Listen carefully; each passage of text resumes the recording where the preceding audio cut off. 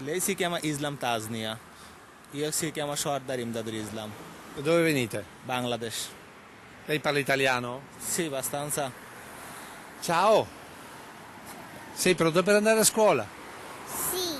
È la prima Remigina delle elementari Pascoli di Santa Maria del Rovere, la prima dell'unica classe prima della scuola in uno dei quartieri più popolosi della città. Gli altri Remigini arrivano un po' alla volta e alla fine il conto segna 11 scolari, un numero che fa pensare, ricordando gli altri giorni di scuola, quando i bimbi per classe erano 3 volte tanto in più sezioni.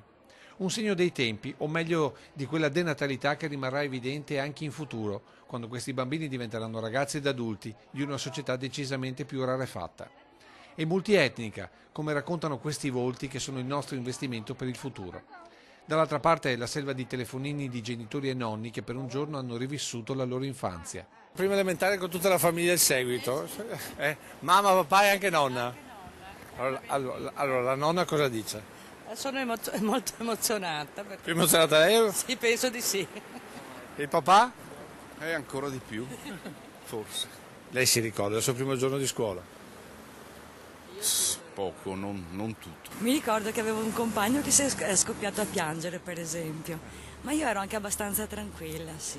Sarà un segno della modernità, ma i remigini di oggi non sembrano molto emozionati. Anna, primo giorno di scuola, prima elementare? Sì. Non hai un po' di paura? No. Tranquilla? Sì. Alessio, allora sei pronto per il primo giorno di scuola? Sì. Cosa ti aspetti? Ed è un primo giorno anche per chi a scuola ci lavora, un giorno che si ripete puntualmente ogni anno. Non dormiamo dalla notte prima. Lavoro qui da 10 anni. Ed il primo giorno di scuola è sempre? Fantastico, sarà un anno meraviglioso come sempre. Primo giorno dove oltre ad affrontare il mondo senza mamma e papà si scopre il senso del dovere. Qui è la vera scuola, quindi c'è l'emozione di dire avrò i compiti da fare.